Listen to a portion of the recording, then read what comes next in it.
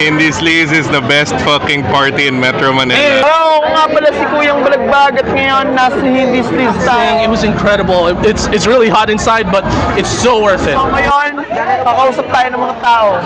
Tara, kayo nandito ngayon sa Hindi Sleaze. Napasama lang ako sa boyfriend ko. Wala, ginaya ako. This is my first time here. Nagpumula pa ako para sa drinks and for the music. Kasi as in, the DJs are amazing. I'm also mostly here for friends. Hindi siya nakakapunta pag wala ako eh. I think Hindi Sleaze is for anyone who's non-conforming, queer, or just anyone out of the box. So why are you here in Hindi Sleaze? Kasi may kikitain akong lalaki. Siyempre, suporta sa tropa. Shout out Kiki. Okay baby, what is Hindi Sleaze for you and why Hindi Sleaze?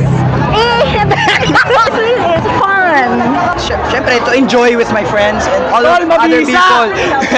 Affordable. It's a pay what you can compared to other parties that are expensive. Accessible. For the music, for the community, and the gays. Transportation-wise, Didn't go to work today just to go to Hindi Sleaze. yes, good.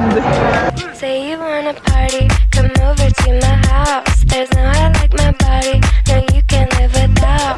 Say you wanna party, come over to my house. There's no I like my body, no you can live without.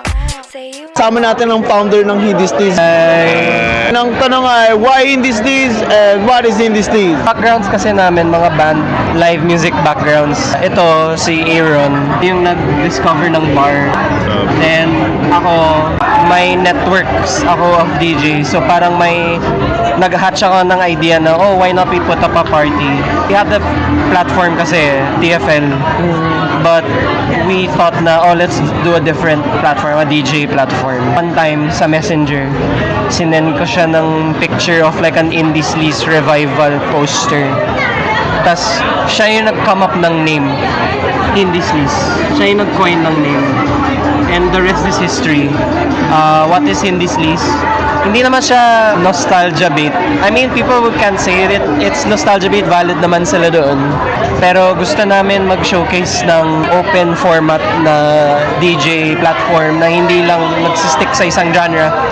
Pero yun yung pinapromote namin, yung fashion, yung pop culture, mostly in the alternative.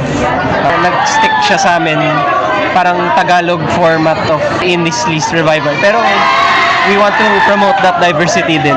Ikaw naman.